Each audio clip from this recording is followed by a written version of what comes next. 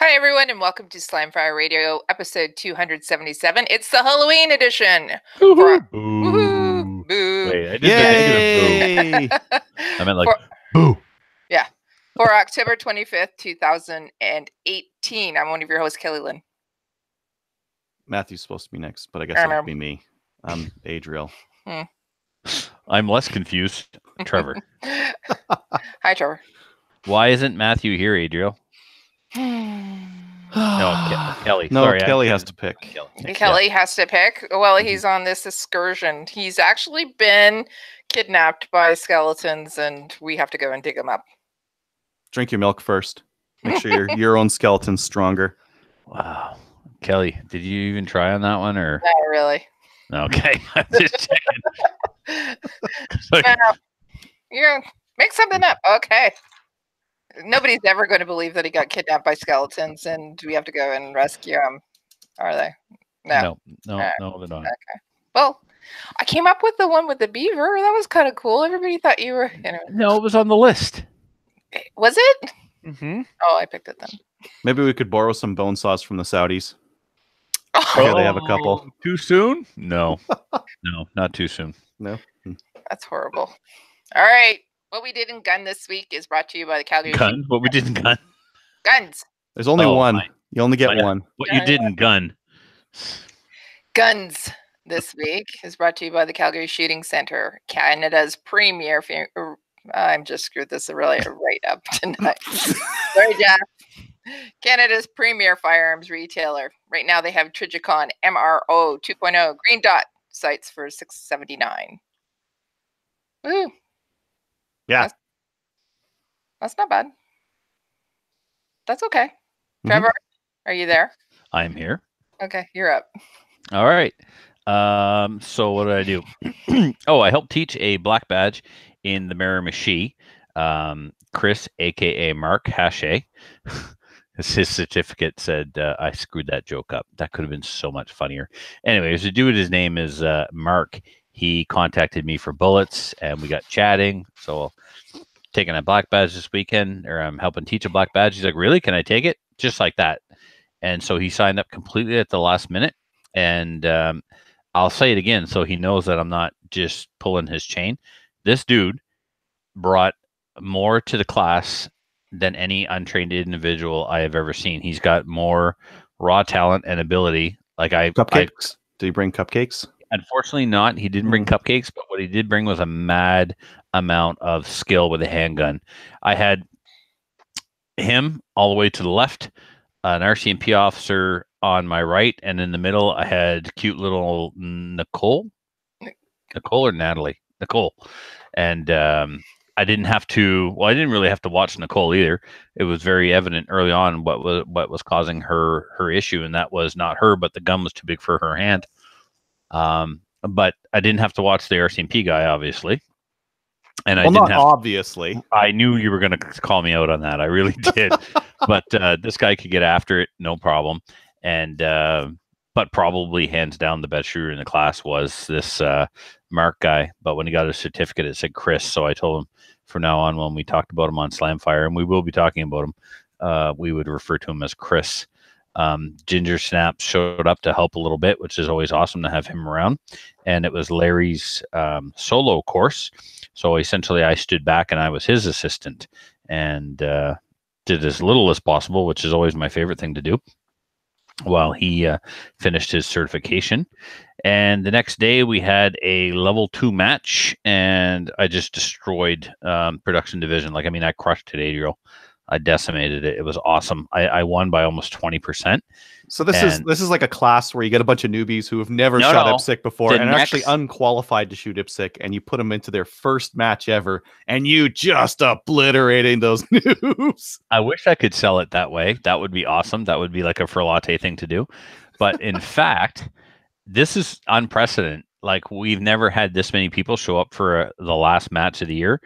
I think there was 38 people shot that match, and that's big for. That's a lot. That's a lot for the middle of the season. Never mind the end of the season. So it was awesome because I got to see some people I hadn't seen at all yet this season.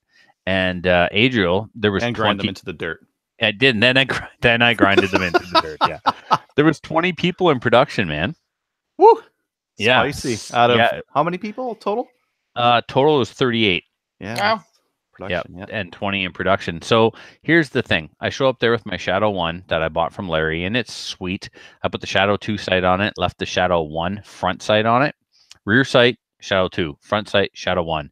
Huge mistake. There is quite a height difference in those front posts, and the gun was shooting 5 inches high at 10 yards. And there's nothing I could do. I couldn't get the rear sight low enough, and I couldn't stretch the front sight. So I was going to deal with that, though. I was okay. I was going to work with it. And then I kept engaging the safety. Every time I'd take my, so if I'd be demonstrating a drill, I would take my finger out of the trigger guard and lift it up along the frame of the gun and turn the safety on, and then punch back out to shoot and go, oh, safety. And so the weak side is too big and the strong side is too small. I couldn't rest my thumb on there to keep it down, and I kept bumping it up with my trigger finger. And this is a pretty common, it happens with me with 1911s and 2011s if I don't trim that weak side or remove pretty it much altogether. any safety that's shaped like a pineapple wedge. Yes, that's exactly. It ends up causing me problems with my my massive trigger finger. So all fat old man hands is what I think was a term that was thrown around. Anyway, so I'm losing it, right? Because I want to shoot well, and I obviously will be very frustrated if the gun doesn't work. So Larry's like, dude, just take my Shadow 2. So Larry's got 2 Shadow 2s. So he ran the match with his backup, and he gave me his primary. And I had never shot a Shadow 2 before, except for at the Crony stage at SummerSlam. You shot a little bit at the Furlachi course last year, too, because you borrowed mine. Oh, did I? Yeah. And I did some demos with it? Just a little bit, though. Like, not more than whatever, 50 rounds or whatever. Oh, that totally ruins it, because I was like, I never pulled the trigger on that gun until the timer went beep. So, anyway, I guess I've had all kinds of Shadow 2 practice by your standards. 50 rounds. Woo, you're ready to go straight into IPSC. Ready to win by 20%. So anyway, it was pretty awesome. The gun is so intuitive that I didn't even have to think about it in my hands. It was just pick the gun up and shoot, and it was just a natural extension. It was really awesome. The stages were a lot of fun, and some were quite challenging. And they've got a guy down there who builds props. And he's building so he built this one thing, Kelly, where you've got a popper, and to the left and right are two targets. And when you hit the popper, it falls backwards, pulls those down, which are then considered disappearing targets, and 2 more targets pop up. So he had it set up so that on the left side of the popper was a shoot target covered by a no shoot target, and on the right side of the popper was just a shoot target. When you hit the popper and the popper fell, exposing the other array, it was the opposite. Oh. So I was like, so I just some people were shooting their paper and then the steel last, but I figured it would fall slow enough that I could go aim shot on my partial, hit my popper, and then drill 2 into the full target. It would fall, and then I would be able to settle my sights, pop 2 into the partial, and then drill 2 into the full target again, and it worked quite well. Oh. And then they had hit a popper and a whole bunch of targets on track, slid down and hid behind penalty targets, exposing like less than half to half at rest. They had another one, and this I absolutely need for my club. You shoot a popper, and the popper is attached to a cable, pulls the stick, and generally you get a target that swings. Adriel, you're familiar with swingers. Kelly, you may have shot them in some of the matches that you shot. Well, this isn't a swinger. This I would describe as a bobber. It's hidden under a barrel. If you look at me on the camera, it goes like this. Pops up, comes back down. Pops up, comes back down. So it doesn't swing from behind a target and back again. It's much more realistic for like what bad guy would do, where it comes up straight up from cover and then goes back down. And Adriel, I'm thinking, man, get this into a 3-gun match and hook it up to something that you can hit with a rifle to activate it and put that sucker at 40-50 yards, right? Comes up from behind cover, and you got to nail it. So get saucy on that thing. Yep. What else did I do besides crushing production division? Did I mention I crushed the production division? A couple of times. Let's remember, I'm not a production shooter. I'm a fancy pants 1911 single action shooter. That double action trigger pull for the first shot, that's no, that's nothing when you're shooting Shadow 2.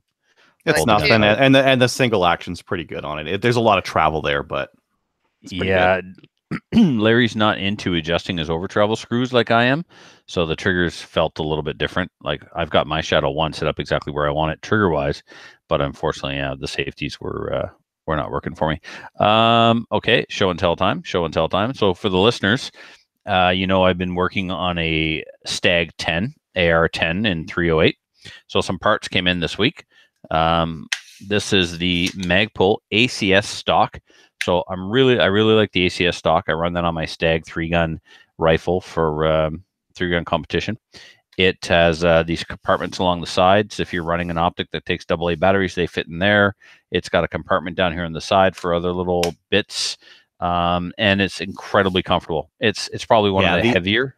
The angle that's on there is perfect. I've got one of those ACSLs as well, and I don't care about the battery storage. I care about having that nice sloped surface to put my cheek on. It feels so good. Yeah, it makes the best cheek weld of any of the Magpul stocks that I have for sure. It's got a really good solid lock on it. You hit the button and then you actually lock it down. It's not moving. And then this sucker came in. Now this, I don't know if you can see that on the camera. No, it's too small.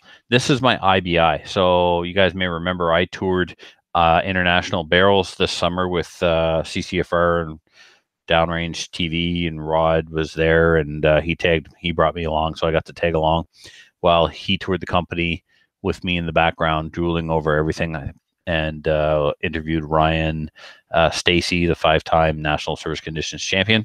Mm-hmm. So I believe this barrel is Ryan's profile that he uses on his service conditions rifle, but in 308.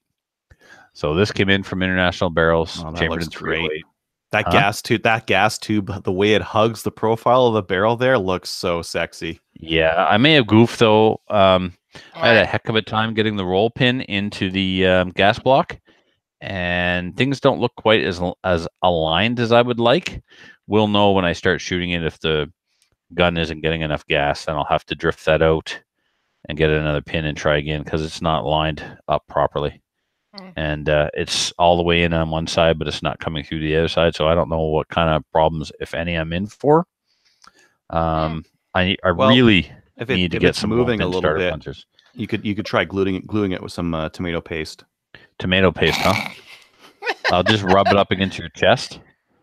Oh yeah. So listeners, this is our Halloween special, and Adriel showed up in costume. He's dressed as a slice of pizza. There might be some pizza references today. Oh look. Probably should be. A cat. And that's not going on the pizza. No, not even for you. That's saying something. And then I ordered a Defiant, which is a perfect name for any product that I own. Maple Ridge Armory Defiant 308 muzzle brake. So although it's a muzzle brake, it's not a terribly barky muzzle brake, so I should be okay hunting with it. I would probably, if I was in a tree stand, I'd probably wear electronic hearing protection anyway. So, and then I went to work at the gunsmith tonight, and picked up some ammo. He's got all kinds of non-corrosive military surplus type ammo in stock. 7.62 by 39, 7.62 by 54R, and Norinco, or somebody, it's Norinco, pulled it all apart, removed the corrosive primer, and reassembled it with non-corrosive primer, and it looks factory fresh. So steel case stuff, but non-corrosive. And I've been preparing all week. Well, all week. I started last night packing up my stuff. Tomorrow after work, I am off to the Filthinators, long live the Empire, to hang out with him and some of our other gunny friends in the area. The Squire will be there. I'm not sure if Stable Boy is going to make an appearance. Probably not.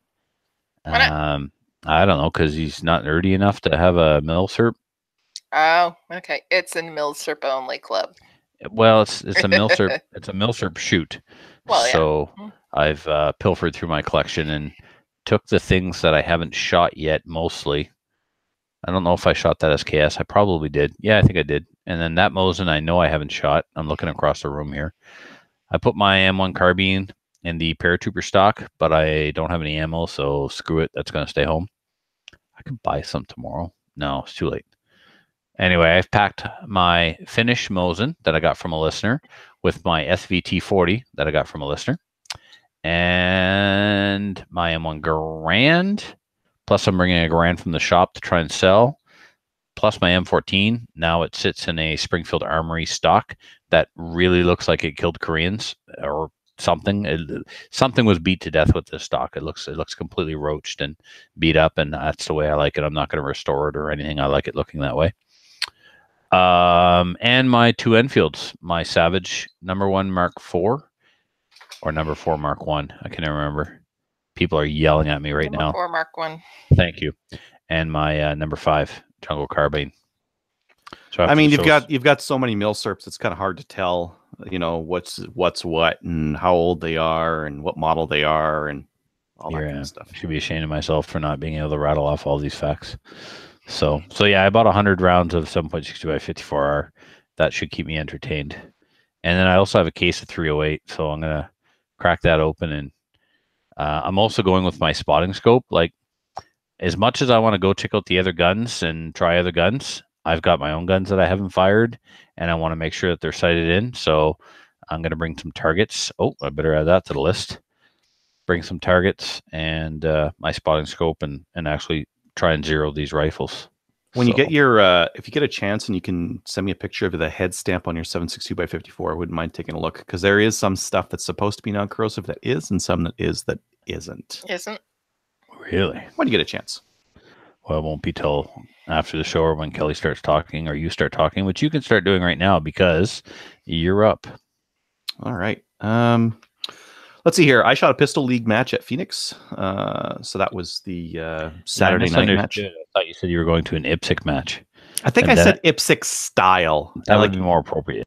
Yeah, IPSC style would be there's pistols and they follow the IPSC rules, but it's not like not all the IPSC rules. It's not a Trevor IPSC match with it's not an IPSC match. The stuff that goes on with the principles of stage design, the principles of IPSC, those things.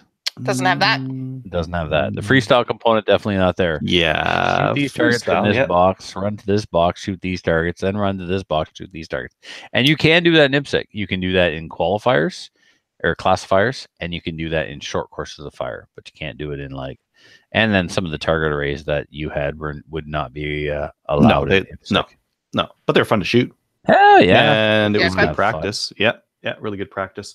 Really good practice with my Shadow too. So I haven't actually shot it a lot because every time I want to shoot it for 3-gun, my Glock setup was just ready to rock and roll. So I haven't really been using it, but I did get a chance to try it out. Shadow ran good. Oh, good, yeah. Good, very good. Yeah, I was a little bit worried that I get skunked at this thing, so so I just like showed up and tried to do my best, and I did pretty good. I think I got second in production. Good. Which I'm super happy with. Did you get it by 20% like Larry did? Oh yeah. The guy who beat me in production is top 10 nationals. Yeah. So who was it? Maybe I know him. Dominic. I don't know. I'll have to take a look again. But yeah, he was better, and he was on my squad. So the nice thing was both him and Jeff Chang, who's on the the other podcaster. Yeah. They're both on my squad, so I got to see how they shot it, see where I could pick up my game, and I think like that's the interesting part of it. Like, if I got first, if let's say I got first at this thing, I don't know if I would do it, because the whole idea here is that I need to get better at pistol shooting, and I need to be around people who are better than me, so I can see like, you know what, I'm leaving time on the table here. I need to improve this. This guy is doing this over here. That's a really interesting way of breaking down the stage. So I do want to shoot with better shooters. That's one of the allures here. Yep. Yeah, because you're going. I mean, you already know how to shoot your pistol, but watching A-class and master class shooters shoot the stage before you'll pick up tips and tricks and how they shave time on the clock. Exactly. Yeah, and also see what kind of cadence they're using shooting and what kind of accuracy they're getting with that cadence. Right. Right, and cadence is something that we talked about a lot at the Alex Burdett class. you can't blast everything the same way. You have to treat partials with a certain cadence and distance. Yeah, it's so distracting looking at the guy in the corner. I'm talking to you, but you keep looking at this dude sitting in the corner of your room, and it's really freaking me out. There's somebody there, right? I'm not just... Yeah, okay. Yeah. You're going to introduce your friend? Are you on a play date? No, my kid's sitting next to me. Oh, geez. I thought that was one of your buddies. I didn't think that was one of your oldest. Yeah. Oh, that's awesome. All right. Yes, cadence. Pop up, pop up, pop, pop, pop up, pop up, pop, pop. Breaking it down, making sure that the sights are completely settled before you squeeze off those rounds on those partials or those far targets. Yeah, or the far targets that are really close to each other is just pop, pop, pop, pop, pop, pop, and then you're moving on, right? It's fairly even. But no, it was really good for that. Really good. Excellent practice. I bought some ammo and another belt from Tenda. So I ran the numbers on reloading 9mm. If I run 147 grain full metal jackets, it's $110 per 1,000. My primers are $40 per 1,000. My powder is, I don't know, let's say $20 or $30 per 1,000. For reloading, I'm reloading 9mm, like good quality 9mm, at around $170 per 1,000. I'm not going to reload 9mm anymore. I'm just going to buy factory. The factory stuff's $250 per 1,000.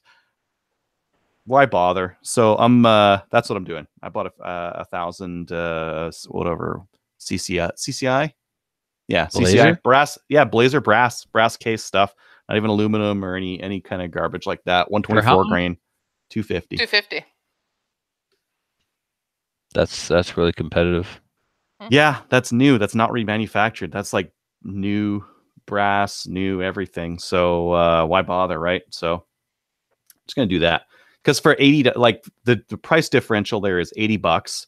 For $80, do I really want to make 1,000 rounds and deal with tumbling and exposure to lead and all that other kind of stuff, or do I just want to buy another 1,000 and just have it? Have it. The only way you're going to do better than that is if you've picked up your own brass and you buy one of the X-Mental do-it-yourself kits that comes with the powder, the primer, and Yeah, or I could cast bullets and save up a whole ton then. Sure, and get the cancer. And get the cancer and the lead bullets. You got to get there's a skill there, right? You can't just start cranking those things out. You get casting voids and marks and that kind of thing in there. And I don't know, dude. I learned to do it in an afternoon. I'm a little autistic, I know, but it's not the end of the world. Yeah. The problem, that's the easy part. That's the pain in the butt. You're either going to lube them or you're going to powder coat them. And the powder coat is excellent, but very time consuming. And pro tip, kids, read the instructions with regards to temperature for your powder. Because if you get a powder that has a really high cure temperature, then your lead melts. So, pro tip. Pro tip, you have little puddles of colored lead on your plate. Is that through experience? I have done that, but that was just from me seeing if I could push the temperature a little higher to speed up the process. Right. And you can't do it. There's a fine line between the temperature for the powder and the melting point of your lead. So who was it that was spray painting them? Was it the Squire? Yeah, that was the Squire. He was spray painting 7.62 by 54R. The 311 bullet that he was putting in those things. Because Mosin, who cares, right? Yeah. In Mother Russia, bullets paint you. Yeah. So, I mean, on 223, I stopped reloading 2 years ago because I couldn't beat. Now, that stuff, you can get 223 for $360 per 1,000 right now. I can't even fathom trying to reload. Yes, you can beat the price, but you have to cut the crimp pockets out of them. You got to trim them. You got to, once. But then that brass that you did that primer pocket thing is out in the grass somewhere in your 3-gun match, mixed in with all the other stuff, right? Well, I mark my brass like I do I mark my 223 brass like I do my pistol brass because mine goes through the X die, And if it doesn't have a mark on it, I'm not going to put it through the X-Dye. I'm going to assume it's not mine, and I'm going to full on 3 size it and trim it. Oh, that's something else I did this week, is my World's Finest Trimmers. I ordered carbide end mills for them. And rather than the steel. Yeah, because in 1,000, I wore out the high-speed steel in the 223. And so I ordered 2 different ones. There was a bit of a screw up in the size, but I called them back and they sent me another one. So anyway, the one for the 308 brass is carbide, and the one for the 223 is cobalt or something like that. And I'm going to be doing a lot of reloading for 308 now that I got that AR-10. And I also ordered this week the small base X die for 223 and the small base X die for 308.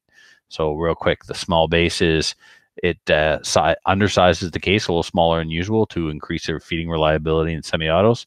And the X die is a case that prevents is a reloading die that prevents the case from stretching, so you don't have to trim over and over. All right. This makes me miss the reloading podcast. I was just going to say, when's the last time you did an episode of the reloading? It's been, I think I let it go in the springtime before I started the crazy summer that I was on. Yeah. And Mike invited me back. So it makes for the longest Tuesday in the world because I work and then I leave work and I go work at the gunsmith. Then I get home and I podcast until 10 p.m. And then I log in the internet and watch Curse of Oak Island being streamed live over Facebook. Oh, I know, eh? Don't tell Mark Zuckerberg or the people at the History Channel. So yeah, I watch it live from Texas because I'm nerdy like that. Anyway, sorry, Adriel, you were saying something about Oak Island or something like that. Yeah, that's that was me. Oh, sorry. Yeah, you're the nut. You're the acorn. Yeah, I'm the acorn. Oh, Trevor's the acorn. I'm the nut. The acorn. Yeah. Well, you're both nuts. Yeah. Oh yeah. Okay. So, I'm buying 9mm rather than reloading anymore because $80. Why not? Care. Yeah. And 223, you said you were gonna buy that too? I've been buying that for 2 years. I can't be bothered. I run through like 100 to 150 rounds at a match, and that's like think about the time you're putting into brass prep on that. It's just ridiculous. So I can't do that. I'm with you for the stuff that we shoot for 3-gun. I'd be content with buying X Metal reloaded ammo. But I also want to reload hunting ammo for my SLR, and I'm going to try like some 77 grain hunting projectiles. So I'll have a hunting load for my 223 bolt action rifle, a hunting load for my semi-automatic SLR. I would have a 3-gun match load for my SLR. Like, it's ridiculous, right? So you have so many. I would reload for hunting. If I had a gun that I was going to use a lot for hunting, I would reload for it. Like that WK, I'd reload for it. But I'm getting one away from, I don't know, fairly cheap ammo. So might as well. Yeah. What's the twist rate on the WK? 1 in 8. 1 in 8. Oh, okay. Same as what my barrel is in the SLR. So we can pull off 77 grains in that, no problem. Oh yeah. Yeah, 1 in 8 is a real practical twist rate on an AR. Yeah, the thing is, I have all of the components in-house right now to load a couple of thousand rounds of 223, so I'll get that done over the winter. And when that's gone, yeah, like you for match ammo, nope. Yeah, blaster ammo, 360, 1,000, can't be bothered. I mean, right now, the keep it. If you remember back like 6 years ago when 9mm and 223 was all really hard to get, all the manufacturers cranked up their production. And now their production's all caught up and all still cranking this stuff out, and it's available for cheap, right? So, yeah. Yep. Might as well just use that stuff. The thing is, Adriel, I think there's still an attraction to reloading in that you pick away at it, you buy your pound of powder, then you buy your primers, and you are going to save that $80, but you do have to put the labor in, and you don't drop the 320 or 360 or whatever it is at one time. So for people that are on a budget and just can't pull the trigger on 360 in one shot, it hurts less ultimately. Yeah, I can see that. And I mean, when I was just getting into the sport, I would reload everything. I'd reload like 45, 9mm. That was also part of the experience back then, though. Yeah.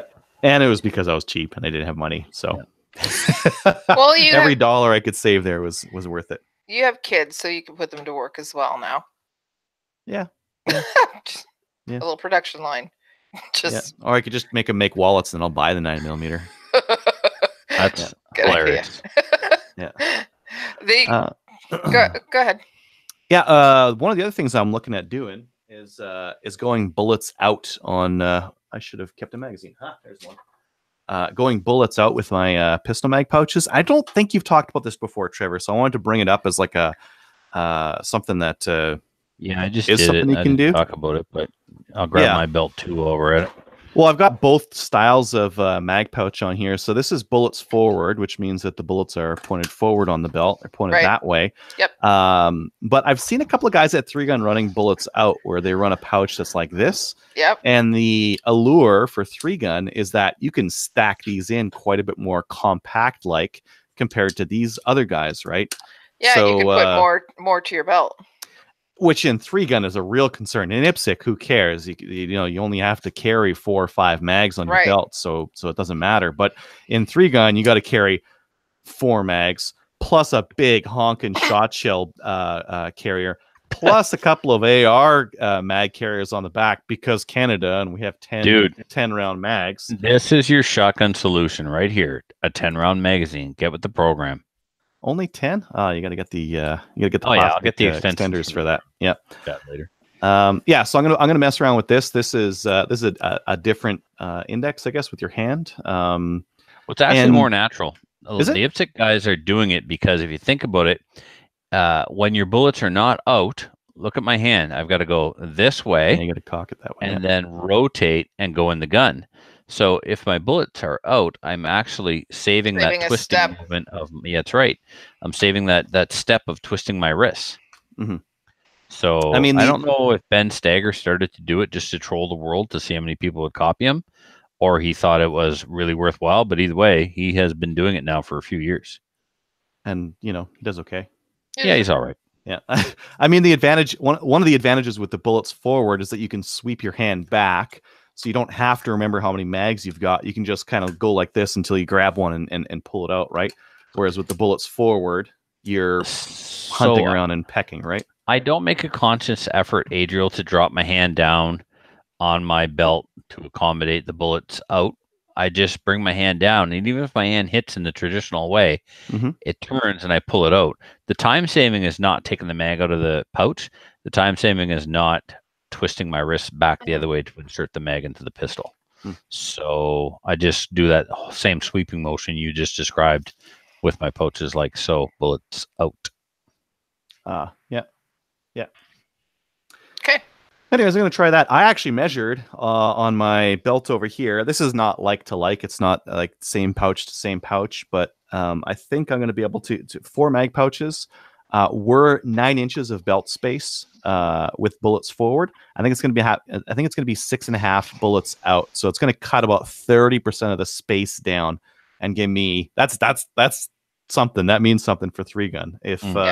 If you got a tiny waist, you're even more crowded for space on your belt. So this might be something to look at. Stephen Casey, a classic shooter from Nova Scotia, he shoots classic major, and he went bullet tips out. Maybe from the word go when he started shooting classic. Anyway, I don't even know how many mags the man has on his belt. Like, I can't even count that high. And they take up, like you said, no room because they're all, well, 1, they're single stack mags, and 2, they're all bullet tip out. So in the same amount of space that it takes me to put 4 mags, he probably has, 8 for sure. I don't think he carries 8, but stage planning for classic major hurts my head.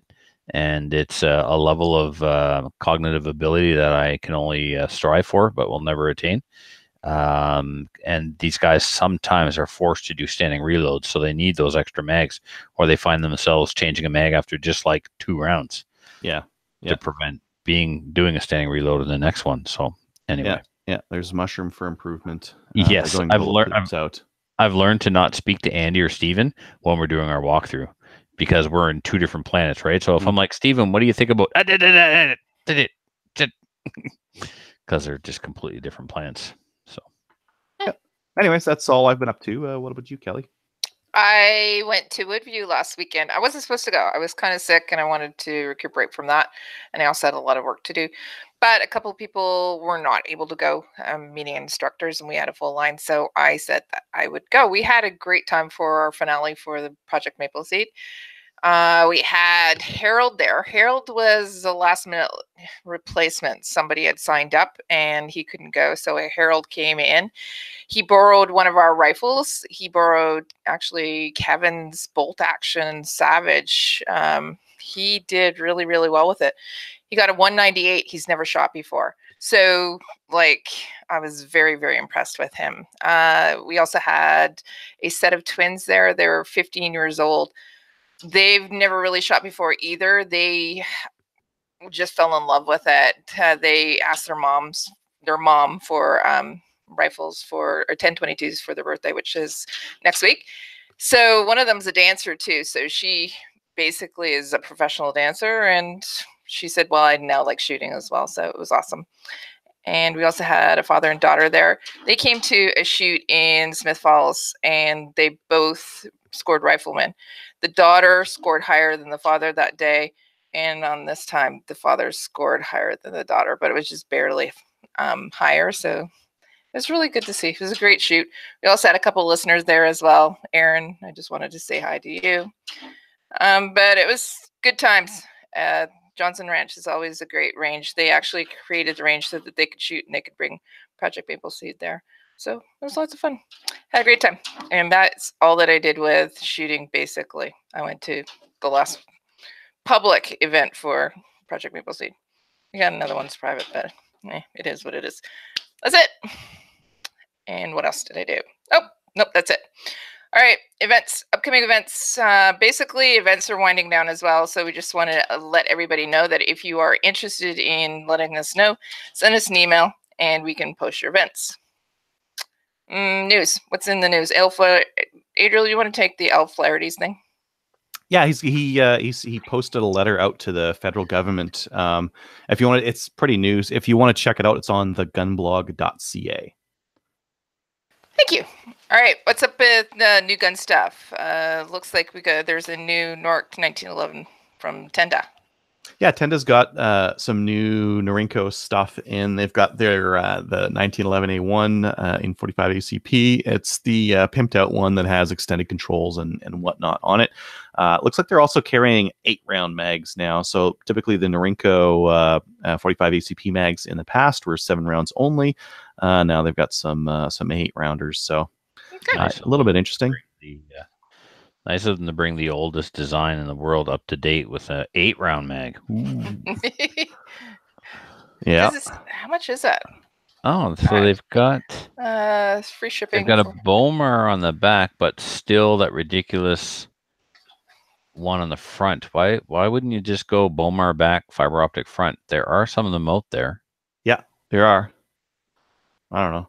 Maybe they're more expensive or something like that. They've also got the SIG in 7.62 by 25, which is, that ammo is cheap. So if you want trigger time, the cheapest trigger time possible, that's your guy right there. Because I think you can buy 2,200 round crates of that stuff for less than you can buy 9mm or any centerfire pistol caliber anywhere. Yeah, we got a case of it in the shop, and it's ridiculously cheap. We did some nail tests, but the tests were inconclusive. We might try and do it again. It may end up being non-corrosive, so that would be all right. But keep in mind, for those of you that shoot IPSC, this is not an IPSC legal caliber. We had a guy show up to an IPSC match with this once. Don't they use a steel core too? Depends on the ammo. I'm pretty sure the surplus stuff uses a steel core, so that might not be copacetic. Depending, what does IPSC say about steel core ammo? It doesn't say anything about steel core ammo in the rulebook that I'm aware of. I may have to. I don't want to misspeak here, but nothing that jumps out at me. It would just fall into the category of, well, we're shooting steel targets, and you're not supposed to shoot steel. Well, maybe you don't know. But anyway, steel targets with steel core is a no-no. typically a range rule on most ranges. I've tested it, and now speed hurts the targets. I mean, you can shoot a steel target at 100 meters with like 7.62 by 39 with a steel core. It's not going to do anything. 200, 300, definitely not going to do anything. You could hit the stuff at 2 and 3 with like a 7.62 by 54 steel core. You're still not going to do anything. That's my opinion based off my data. Your range might disagree. Our range has actually made it so anything on the long range, anything past 200, you can shoot steel core ammo at Chaz, which I think is very progressive considering what most ranges do these days. No. Yeah. All right. What about Wolverine? It has the WK181C, which is a prototype. Yeah. Looks like somebody was out shooting it. That's very exciting to me. Are you going to have to get it? This is the 180 in 7.62 by 39. Right. They have two versions that they're going to do of this one. They have one that I think most Canadians are going to want. That one takes the AR mag style 7.62 by 39. So it'll take the 10 round XCRL. One of those. There's a 7.62 by 39. The L pistol. I just got some of those M's for my stag. Yeah, so you can use those. So Canadians are going to want those because our AK mags, there are no 10 round pistol AK mags in the country. There's only 5 rounders. Right. But they're making this one as well. This one takes AK mags. I believe they made this one for the export, primarily for export market, because there's other countries where they can have more than 5 rounds in their banana clips. Like that. Yes, I do. Was it MCX?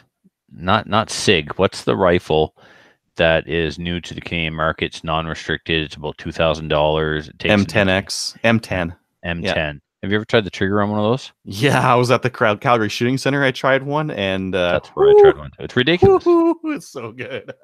Yeah. I got an AR on layaway right now at the shop, and I think when that's done, I need to get that rifle.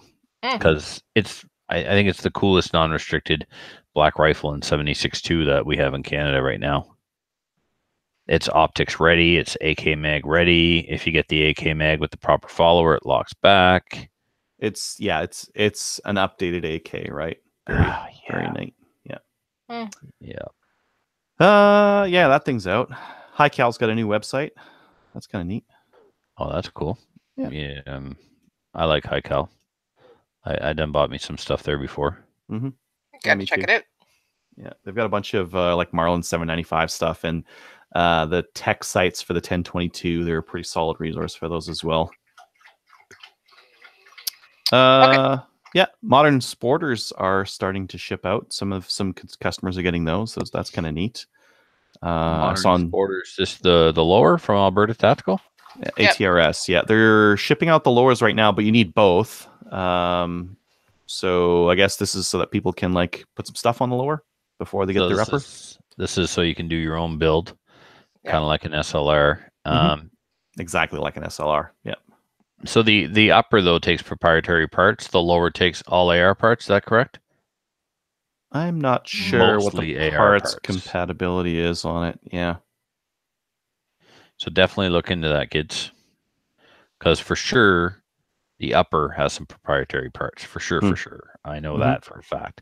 The lower is looking very AR-ish. I see mostly AR lower parts kit here. If anything, it's probably like the Stag or the SLR. You'll end up with extra parts left over because they've done some things to eliminate some of the parts in a parts kit. Yep. All right. And we also have, Tresro. Tessero. Don't hurt yourselves. So these guys are into the high end 22 target rifles, and they have some Tessero stocks in for the Anschutz 54 rifles, Canadian specific stocks. That's why I hate it. They're very pretty. They're very pretty stocks, but nice. it's a sporting thing. It looks very expensive, very adjustable. It's definitely a bullseye kind of thing. Yeah. Yep. I don't know. Yep. It's very pretty, but probably very expensive as well, right? Yeah. I mean, like the thing, I primarily put stuff that I like on the new gun stuff, and this I gotta throw some other stuff in there that other people might like, right? There must be some listeners that we have here that are really into Bullseye 22 shooting, right? And we barely ever cover anything from it. So, well, Adriel, guess who else is making a chassis for Anschutz 54s? No, just for rifles. I'm not sure which platform exactly or which receiver exactly. The last person you would ever expect to be making a rifle chassis, PSE, as in precision shooting equipment, as in archery. And I think this is because years ago, when they came out with their extremely high-end crossbow, and the model escapes me, they didn't come out with a full crossbow. They came up with an upper designed to fit on an AR-15 lower. And of course, not enough market research was done, and they realized very quickly that this would not sell in a lot of different existing crossbow markets due to the restrictions on AR-15 lowers and hunting regulations and all that stuff. So then they started to build the entire unit. So they kind of gained some experience there making lowers, I imagine, because they could have contracted this out to somebody else. But if they had, why would they all of a sudden be building rifle chassis? So Pete Shepley has got the rifle bug, maybe. So PSE rifle chassis. Google that. Check that out if you're a PSE fan and want a precision rifle chassis made by a bow company. Bow company. Hey, my archery world and gun world have finally collided. You bring your regular upper to the range, and you bring your crossbow upper. Right? You run out of bullets, start flinging arrows. That's the one you put the grenade on, and you go Rambo, right? And you throw the grenade arrows. A listener a few years ago, I think it was Mr. Uzi. I still have them. He sent me those bullet tips that go on your arrow, and you load them with a 357 Magnum. Yep. I still haven't used them. No, just every time I go to the gun range, I forget to bring my bow. I still have them. Yeah. So you also listed some other stuff by Tessera as well. It's the SK ammo. They have some new stuff that's out, it looks like. So this is the 22 LR flat nose match. So it's flat nose match, and it's also basic, flat nose basic. So SK is really good ammo. Yeah, I like SK. Do they have what's the pricing on it? You know? No, don't know. Okay. But it's new. It's like I thought I'd put it in there because it's something that other listeners might be interested in, but I don't know the price. Don't know if it's good. Just know it's new. We'll have to go to the range and test it with a couple other, Ely, SK. All right. Cool. Why don't we talk about the main topic? It's zombie defense, you guys. You guys recently bought some new rifles, right? Yeah. Okay. Actually, I have. I've got new rifles that I didn't have last year. Adriel, why don't you tell us what you bought, and then also Trevor, you've bought a ton of stuff as well, specifically stuff that you just bought too. We're going to talk about zombie defense or the apocalypse. Which do you think? I want you guys to tell the listeners or the viewers which rifle you think would be your best zombie defense rifle of the new stuff that you just bought. Ooh, zombie defense or like Mad Max Apocalypse? Because I think I'll have different answers for both of them. Why don't you do zombie defense first? Zombie. And then it's zombie. We're not going to do because Apocalypse is everything and anything. Yeah, that's true. I prepared for zombie. Don't squirrel off on me now, Bill.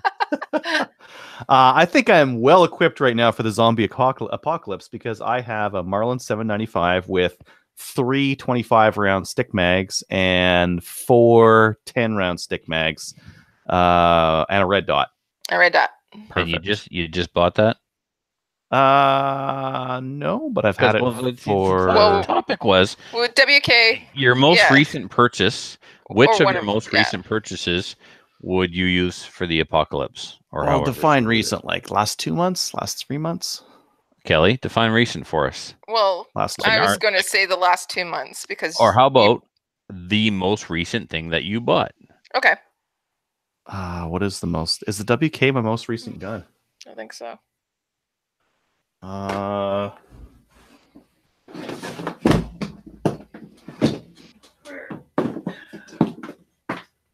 mean, you could do something like this for the zombie apocalypse. Where it's even painted did you get that? Where it's painted like it? Why didn't you? Why haven't you told me about this? What are you doing? Why would you hide that? Is that yours? No, I'm just reviewing it. All right. All right. Trevor just bought one. That would be a horrible gun for the zombie apocalypse. That's a Typhoon F12 because it's using shot shells and they're so bulky. Yeah, okay, that's the only downside. You got capacity with the 10-round mag, and you have a wide variety of ammunition in one platform.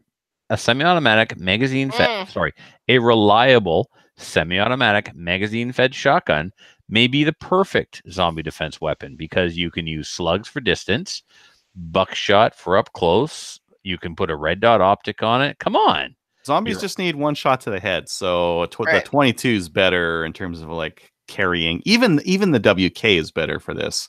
Right. Well, okay. All right.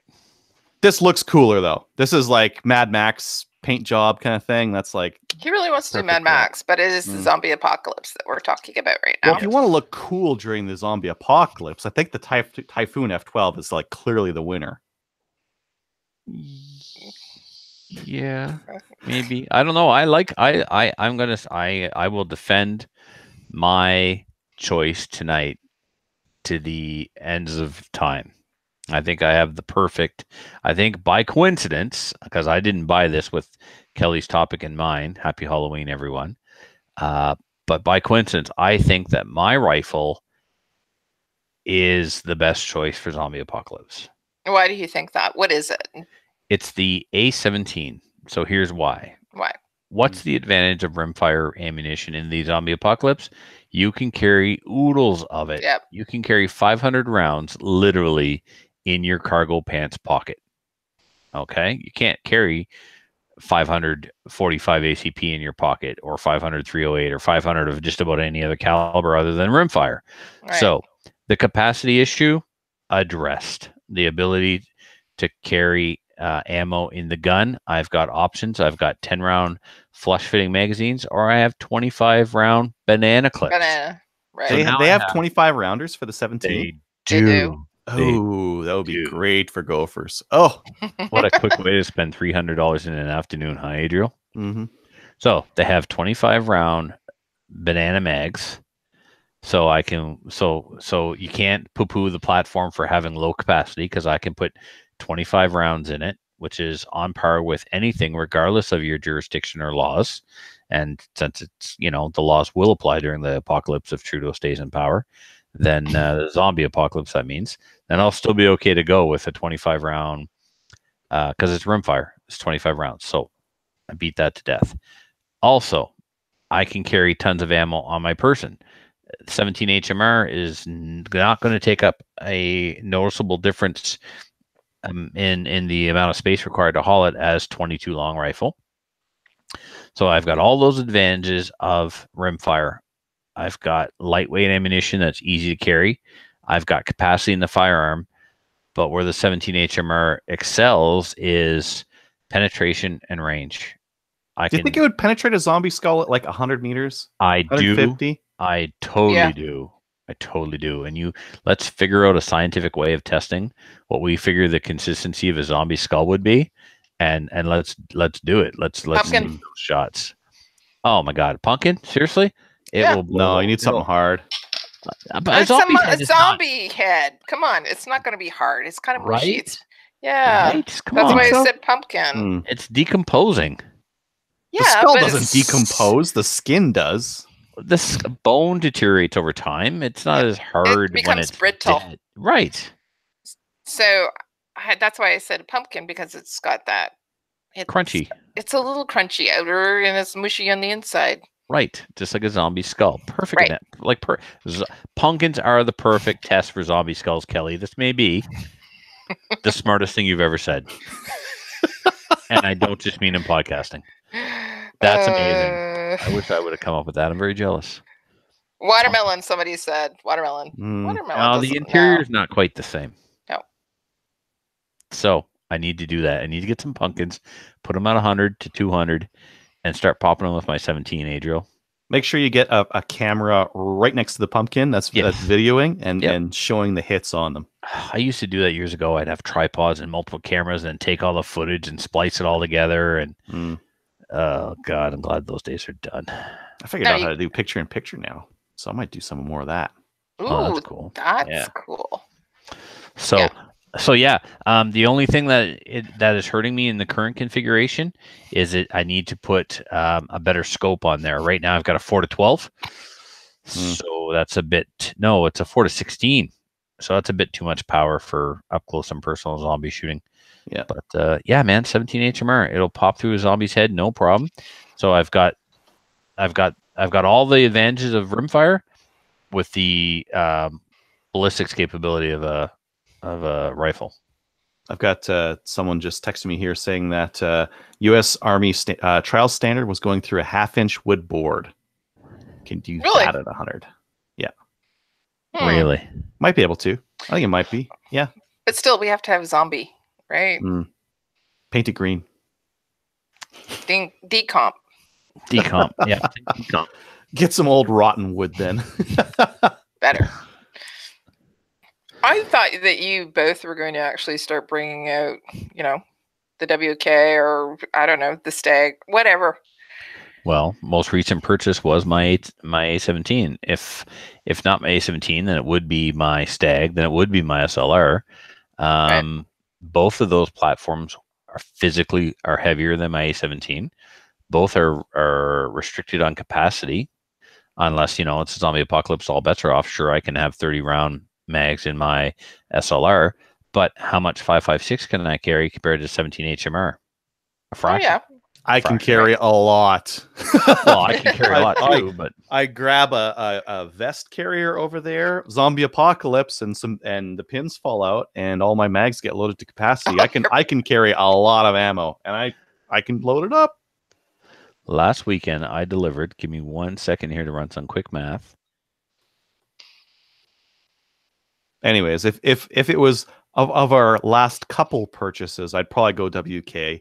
I was going to say, just for the capacity, I could just throw a vest on and load up all my mags and have a few hundred rounds on me, no problem. Right. Last weekend, Adriel, I took with me to the Miramichi 11,400 rounds of 5.56. Really? Really. To sell or just in case like you need to get into a couple matches? We don't need to get into the who did what, when, where. I just brought 11,400 rounds of 5.56 to the Miramichi, just to illustrate the point that you can carry a lot of 5.56 with you if you need to. But how much 17 HMR would fit in that space? A lot. Yeah. You probably don't have as many mags for 17 HMR as you do for AR. This is true. If your mags that you currently own were all at full capacity, how much ammo would they hold? 10. But don't even ask me. Like for my hundreds of rounds of 223 could be loaded at any time. Yep. There you go. We just wanted to see what everybody had recently.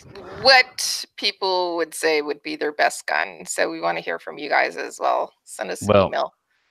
Go ahead.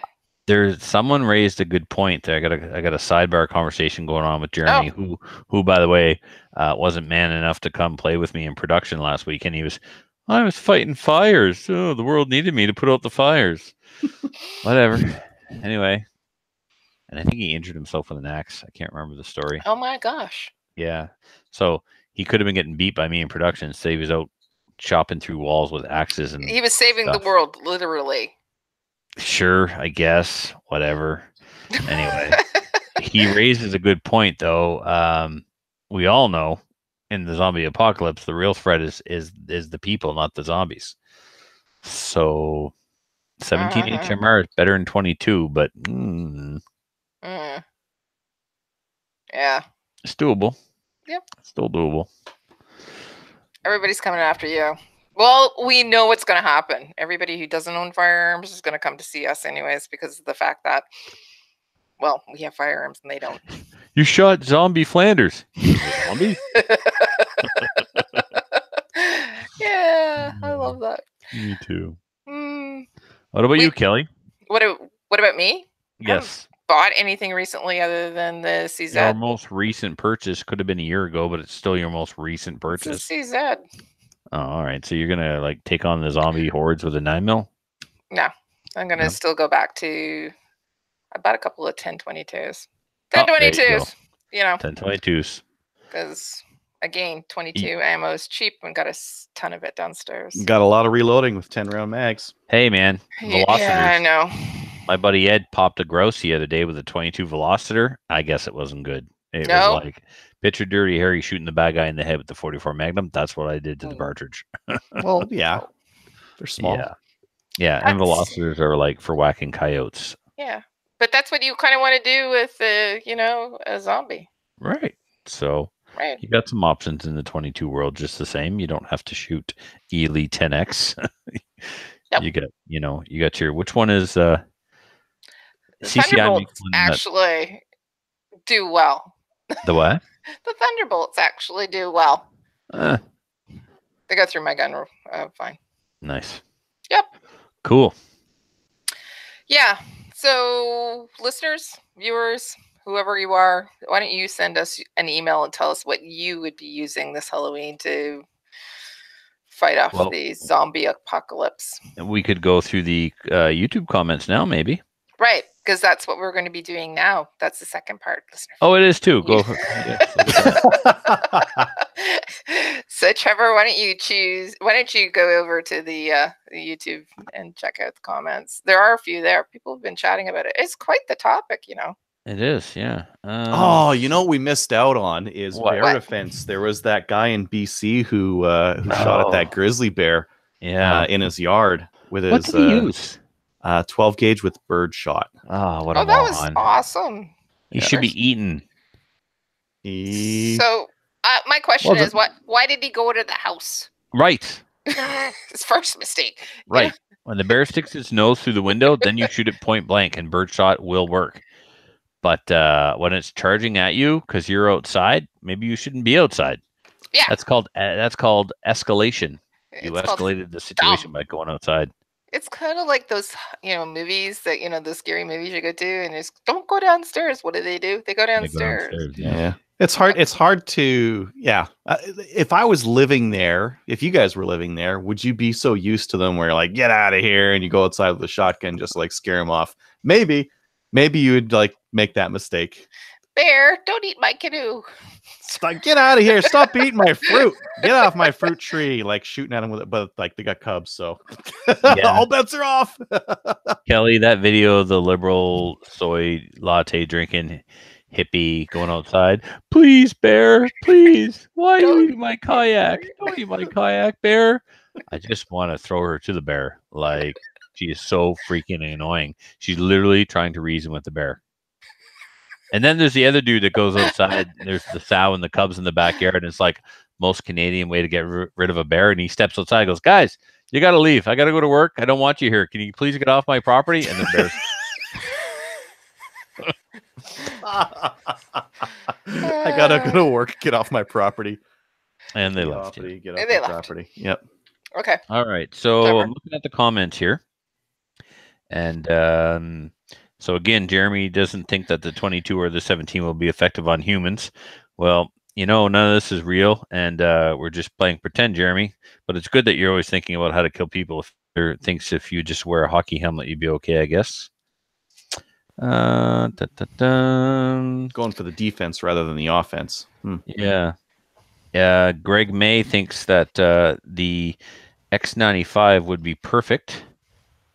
And Compact, take shots up to 500 meters, no problem. He's right. The most important thing about your gun in the zombie apocalypse is make it suppressed. Jeremy, you're not wrong. What else we got? That's pretty much it. All right. Yep. Well, thank you for your feedback. Somebody was real. Jeremy believes that the apocalypse is not a question of if, but when. When? He's right. Well, he's right, but like the question is this going to be like Mad Max apocalypse or nuclear winter apocalypse, or 28 days later, or 28 days later? Mm-hmm. Yeah. Well, gotta know. Gotta hedge your bets. 28 days right now is looking. Anyways. Oh, the hockey helmet is for testing 22 penetration at 100 yards. So get one of those foam helmets or foam heads, like that you put wigs on, or maybe a pumpkin. If you get a pumpkin that fits inside there. Watermelon. What? Coming back to the watermelon. We're not doing watermelon. Watermelon is hard to get at this time of the year. You could get it. You could get the right size though to fit inside a helmet. Like whose head is shaped like a pumpkin? Matthews. I mean, have you seen the cranium on that man? Well, he's not here to defend himself, so yes, Matthew. Yes, it's Matthew. Because if he was, then he could hear us and he'd cry himself to sleep in his huge bella.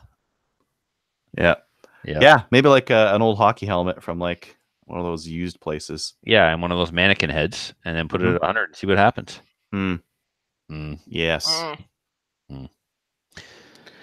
Zombie headshot lethality at range. You need to now go and do this now that we've talked about it. I definitely need to shoot pumpkins with my 17-inch hammer. Okay. All right. Listener feedback. Let's go to that. Listener feedback is sponsored by Highlander Tactical. Go to highlandertactical.com. Check out the great supply of both inside and outside the waistband holsters today. Use the promo code SLAMFIRE at checkout and you'll save 10% off your order. We do have something from Petamocto. Adriel, why don't you read that? Very good. I had no idea how to pronounce that, so I'm glad you took it. #free Owen. Any chance you guys can set up a reunion podcast with the original three? Sure. I'll just ask Kelly and Adriel to just leave. You guys. See you guys. Done. See ya. You don't need us on this show. Yeah. The noobs are doing a good job. I know Owen has other things going on, but it would be great to have just one episode to commemorate the original three. Maybe a special episode 300 event. Yes. Maybe for 300. But I'm not going to ask Kelly and Owen to not show up, or Kelly and Adriel to not show up for Adriel. I'm new Owen without the comfrey. Yeah, that's right. And Kelly's Boob Owen. Boob Owen. Boob Owen. Mm-hmm. Boob Owen. Owen with boobs. You are a boob. Okay. I was going to say. Never mind. Let's move on. I was going to suggest why don't we do it for a Patreon episode, but that would be awesome too. At 300, It would be. Okay. That's all of the feedback that we've had. If you'd like to send us emails or send us messages on Gunners of Canada, do that. But we would also like to see emails sent to slamfireradio@gmail.com. iTunes reviews, none. So who even uses iTunes these years and stuff? What is an iTunes? I don't know. One of those electronic tunes on the computer. That's where most people get their podcasts, though. Is it still? Yeah. Go there. Leave us an iTunes review. We'll read it out as well. Now we're going to go into shout-outs. Trevor, I see that you have some there. I do indeed, to the 6 new IPSC New Brunswick's 6 newest members from last weekend's Black Badge class. You guys are awesome. You did a great job. It was nice to watch some of you get better and better throughout the day and shoot a nice, safe match. And I'm looking forward to seeing you on the range in 2019. And Chris, make sure you stay in production. No one wants to see you leave production. You have way too much potential to leave production. Everyone knows production is where all the competition and action is at. So you should really, you should stay in production, buddy. So you had 6 people. Like I thought you'd have a class of like 12 or 20 or something like that. So you had six students and 38 people show up to the match. So it was a legit match then. Yeah, well, it has to be a legit match. If it's not a sanction level 2, it doesn't count. Well, no, like you had a good number of regular IPSC shooters there as well. Oh yeah, for sure, man. Yeah. Like of those 20, the 6 students all would have been in production. So Okay. 14 regular everyday production shooters. And, you know, like Larry's no slouch. He's an A-class shooter. So did you have snow? We got all the snow. Oh, you did have snow, and you had that many people show up. Oh, on that day? No, we got our snow yesterday. Oh, okay. Some people actually had to get their driveways opened up. That's how bad it was in some parts. Sorry for your luck. I haven't had snow yet. Okay. Yeah, it's just a matter of time. Yeah. Adriel's had snow for a month. I know. I haven't had it yet. It did? It'll come back. Okay. Adriel, why don't you tell us your shout out? Yeah, just to Jeff and the rest of the guys at Phoenix for throwing that match. It was really cool.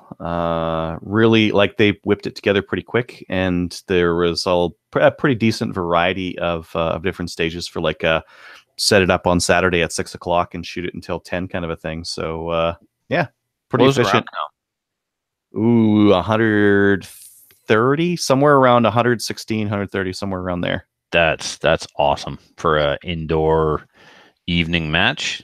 They reuse their targets, sure, like a lot, and that's where you got your high round count from. And then they just made your shooting positions or your start positions different, so that still you got a lot of reuse. Oh yeah, good sugar time too. Good sugar time where there were a couple stages that were very freestyle, where there was like a lot of different ways to shoot it, and a couple where it was just prescribed and it was just like a drill kind of thing. But the differences was really cool. The thing about those drills is you still got to get your hits at speed, right? So still a test in that regard. Yeah, and getting into position, shooting, getting out of position, like that. That's definitely my first stage was where I was like, oh man, rusty.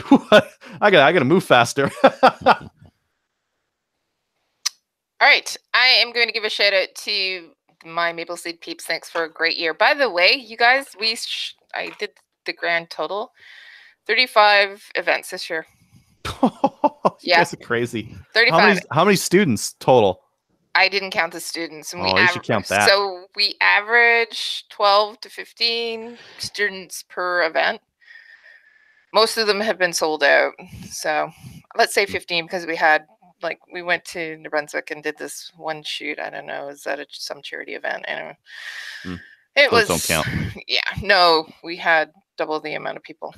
So yeah. So if we're talking 35 times 15 equals carry that's potatoes.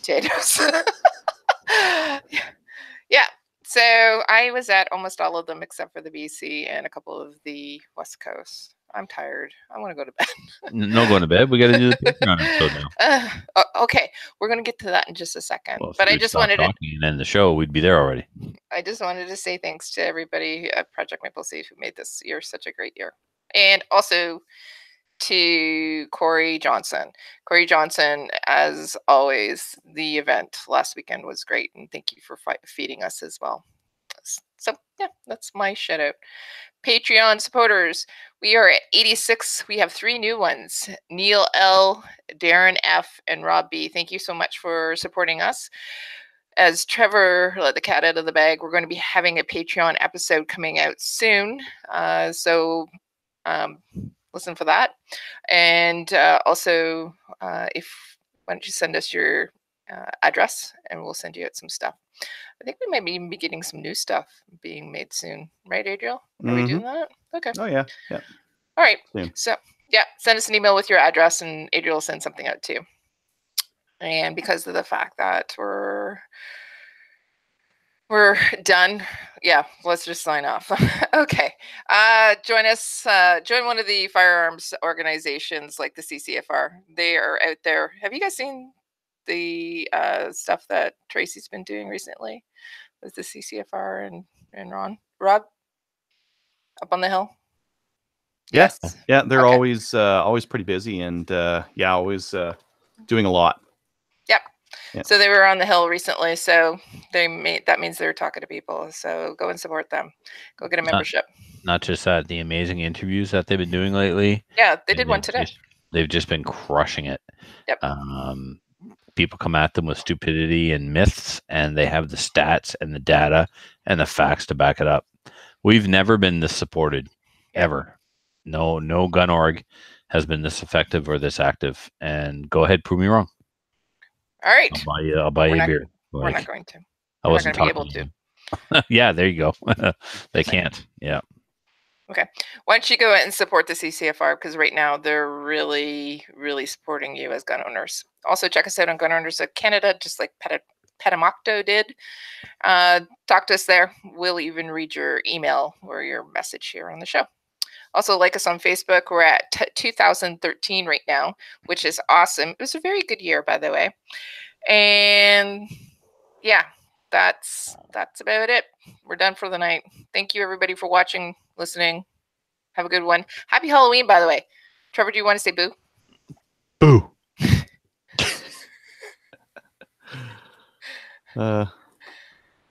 Yeah. Is that the end? That's the end. Boo. Okay.